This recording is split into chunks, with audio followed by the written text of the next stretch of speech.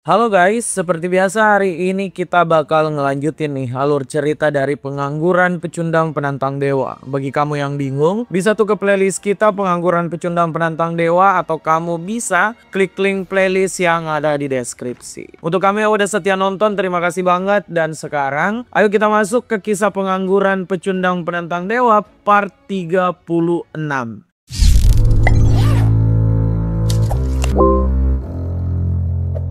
Di video sebelumnya, Han Sung-yeon tuh tengah menantang lantai 20 dari Tower of Trials. Dia itu ngedapet tugas sebagai Demon King untuk memenangkan perang melawan kekaisaran yang menjajah masyarakat Demon. Han Sung-yeon tuh sekarang tengah melawan penantang terkuat yang ada di lantai tersebut, yaitu Gloria yang memerankan Saintes. Gloria itu memiliki divinity bernama Balance yang menghilangkan semua kekuatan OP milik Han Sung-yeon. Han Sung-yeon sampai dihajar habis-habisan tuh. Namun saat akan diakhiri oleh Gloria, prajurit wanita dari pasukan Demon muncul melindungi Han Sung-yeon.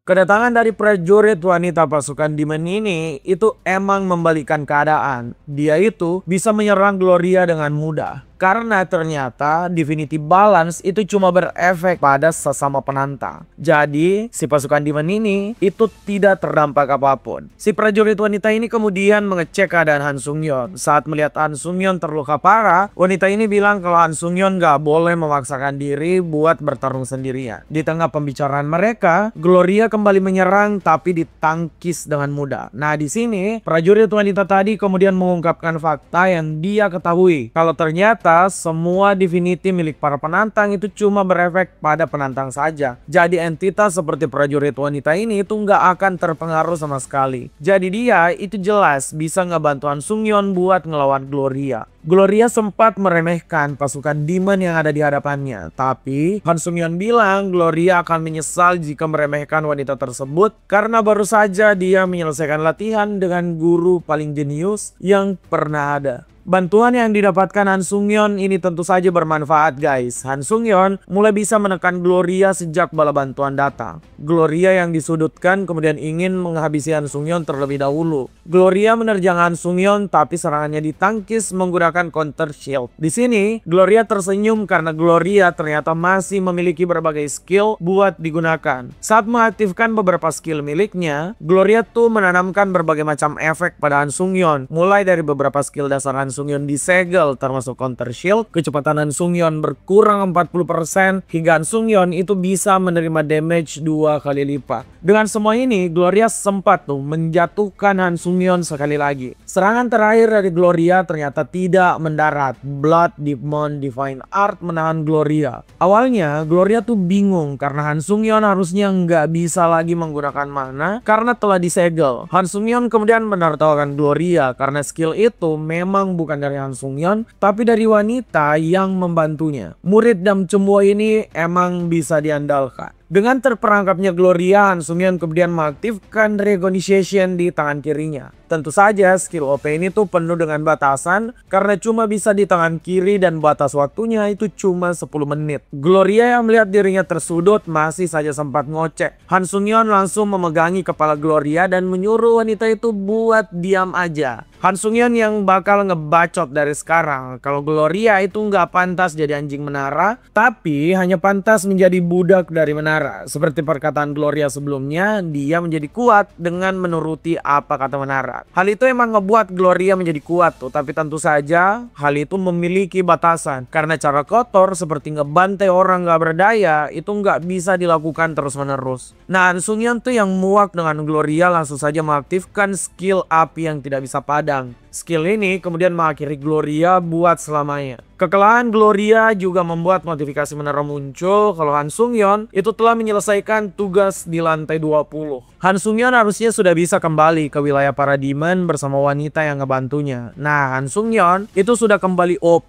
karena Divinity Balance Gloria telah menghilang. Tapi fenomena aneh kemudian terjadi. Tubuh Gloria tuh dirasuki oleh God of Balance. Han Sung-yeon itu langsung ingin menyerang, tapi God of Balance menghentikan Han Sung-yeon karena dia katanya hanya ingin bicara. God of Balance ini itu mirip dengan God of Battle yang hobi banget ngebacot. God of Balance tuh bilang kalau Han Sung-yeon sekarang tengah menghancurkan keseimbangan menara karena tidak ada satupun penantang lantai 20 yang sekuat dirinya. Bahkan Dam Chunmo saja tuh yang pernah menjadi kandidat menara sebagai senjata pemusnah dewa itu enggak sekuat Han Sung-yeon. Dam Chunmo sampai marah karena namanya disebut oleh God of Balance. Nah ternyata God of Balance tuh mengenal Dam Chunmo dengan baik. Dewa ini telah memperhatikan Dam Chunmo saat Dam Chunmo menjadi seorang penantang hingga sekarang menjadi jiwa di dalam pedang. God of Balance bilang Dam Chunmo tuh sudah berulang kali merusak keseimbangan dahulu kala namun tidak bisa mencapai akhir menara. Makanya God of Balance bilang Dam Chunmo pasti punya niat terselubung dan mencari kesempatan lain.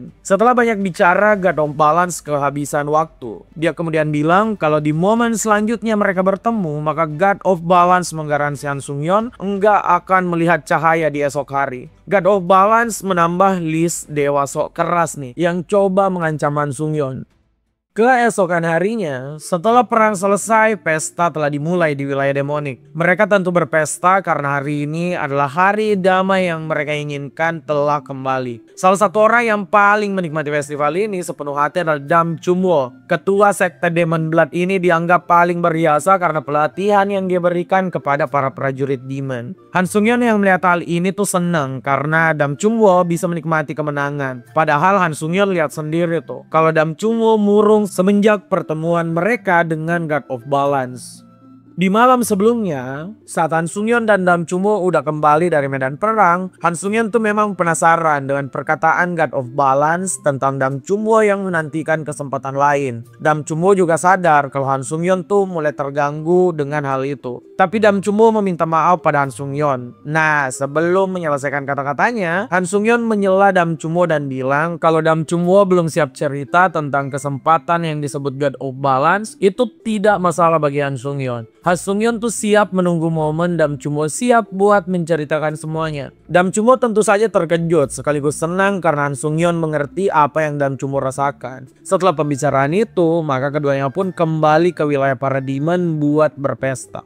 Han Sung-yeon yang udah ngecek kondisi dari Dam Chunmo kemudian juga sadar akan satu hal. Demon God itu ada di antara mereka dan menyuruh Demon God buat keluar. Nah, Demon God itu nggak nyangka Han Sung-yeon sadar kalau dirinya yang menjelma menjadi kesatria wanita di medan perang. Han Sung-yeon bilang dia tuh sadar dari kemarin. Harusnya entitas selain penantang nggak bisa melihat pemberitahuan dari menara tentang Divinity yang tengah aktif di medan laga. Jadi saat wanita ini maju melawan Gloria, bahkan tahu cara untuk menghentikan Divinity Balance milik Gloria, Han Sung-yeon tuh sudah yakin kalau wanita tersebut bukan wanita biasa, melainkan adalah si Demon God sendiri. Setelah penjelasan tersebut, Han Sung-yeon kemudian menuntut sebuah penjelasan pada Demon God tentang pertarungan terakhir mereka. Kenapa Demon God itu membantu Han Sung-yeon? Demon God kemudian menjelaskan kalau dia ngebantu Han Sung-yeon untuk memenuhi perannya sebagai seorang dewa. Demon God tuh sangat marah terhadap menara yang ternyata melibatkan para demon yang gak bersalah ke dalam tantangan. Makanya meski tahu bakal dihukum oleh menara karena ikut campur dengan tantangan secara langsung, Demon God tuh gak peduli hukuman tersebut. Demon God juga mengungkapkan kebenciannya pada menara, tapi dia tuh gak bisa melakukan apa-apa untuk menghancurkan menara yang menyeret entitas tidak bersalah seperti masyarakat demon. Han Sung-yeon yang mendengar Demon God tulus ingin melindungi pengikutnya, kemudian ikut menggaransi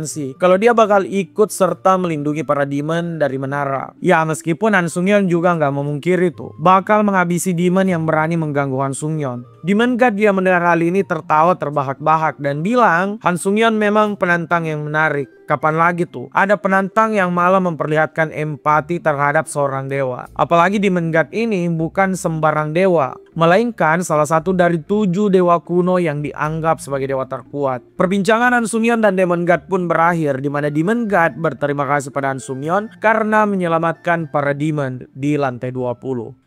Setelah keluar dari lantai 20, ya seperti biasa kekacauan langsung terjadi di ruang tunggu lantai 21. Seekor ular raksasa mengamuk dan terus memainkan dam cumuo seperti baling-baling helikopter. Di lain sisi, ada Han Sung-yeon tuh yang begitu santai. Ular tadi ternyata hasil dari skill fusion yang dia lakukan. Han Sung-yeon mendapat berbagai keuntungan dari lantai 20. Mulai dari dapat skill menarik, divine powernya sudah up plus, dan stat Han Sung-yeon juga udah menyentuh 400. Setelah mengecek semuanya, Han Sung-yeon baru sadar kalau dam cumuo udah pusing 7 keliling. Dam cumuo yang udah lelah dipermainkan dengan ular tadi kemudian mengajak Han Sung-yeon ke public area lantai 21. Public area lantai 21 tuh juga penting bagi Han Sung-yeon karena God of Verification itu menunggu Han Sung-yeon di kuil miliknya. God of Verification menjanjikan hadiah pada Han Sung-yeon dan juga sebuah cerita tentang masa depan Han Sung-yeon. Han Sung-yeon tentu saja penasaran tuh dan langsung saja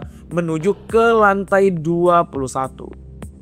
Saat sampai di wilayah public area lantai 21, Han Sung-yeon tiba di sebuah hutan. Dam cumuo yang pernah ke tempat ini menjadi pengarah yang benar. Public area tersebut berbentuk sebuah kerajaan dengan kastil megah. Nah, Han Sung-yeon yang baru mau masuk kemudian dikagetkan dengan pemandangan yang dia lihat. Seekor kucing malah dipalak oleh para penjaga gerbang public area tersebut. Kucing ini tuh kelihatan mempertahankan tas miliknya dengan sekuat tenaga. Nah, Han Sung-yeon yang sibuk melihat kucing mempertahankan barangnya kemudian dikagetkan dengan penjaga lain. Penjaga ini tahu tentang Han Sung-yeon adalah penantang yang mau masuk ke public space lantai 21. Mereka ini mengaku sebagai pasukan penjaga gerbang public space lantai 21. Han Sung-yeon diwajibkan menyebutkan nama dan kontrak administrator yang dia miliki. Han Sung-yeon ternyata enggak ngejawab pertanyaan tersebut. Namun dia menanyakan apa yang terjadi pada kucing yang ada di sana. Penjaga ini kemudian menjelaskan kalau kucing tersebut harus ngebayar biaya masuk ke dalam sana, yaitu semua harta yang dia miliki. Penjaga ini juga bilang kalau Han Sung-yeon juga harus menyerahkan semua hal yang dia miliki kalau Han Sung-yeon mau masuk ke public space lantai 21. Kalau enggak, maka Han Sung-yeon bakal ngedapetin masalah. Di tengah pembicaraan Han Sung-yeon dengan si penjaga tadi, Han Sung-yeon kemudian melirik ke kucing tadi. Nah, Han Sung-yeon kaget banget tuh karena kucing tadi malah ketendang oleh si penjaga dan tasnya dirampas. Kucing ini pun menangis dan bilang kalau isi tasnya adalah barang jualan untuk ngehidupin keluarganya. Aduh, sedih banget nih guys. Han Sung-yeon yang ngedengar hal ini langsung saja meninggalkan penjaga di dekatnya dan menuju arah si kucing. Si penjaga ini sempat tuh coba menghentikan Han Sung-yeon, tapi saat Han Sung-yeon berbalik, si penjaga ini langsung ketakutan. Dan cumuo kemudian muncul dan bilang kalau semua penjaga ini sedang memancing ajal mereka mendekat karena memperlihatkan ketidakadilan di depan Han Sung-yeon. Saat Han Sung-yeon sampai di dekat penjaga yang menendang kucing tadi, Han Sung-yeon langsung saja tuh ngehajar dalam sekali pukul. Hal ini ngebuat semua yang ada di sana terkejut. Han Sung-yeon kemudian bilang kalau dia akan ngehajar semua orang yang ada di sana karena udah nendang kucing imut yang ada di depannya. Ya dengan begini, para penjaga tuh bakal dihajar oleh amarah seorang pecinta kucing. Kita kasih waktu dulu tuh buat Han Sung-yeon ngehajar para penjaga tadi. Untuk sekarang kita beraktivitas lain lagi seperti biasanya. Terima kasih banget yang udah nonton sampai akhir. Sampai jumpa di video berikutnya dan jangan lupa komen, like, share, dan subscribe obrolan isekai.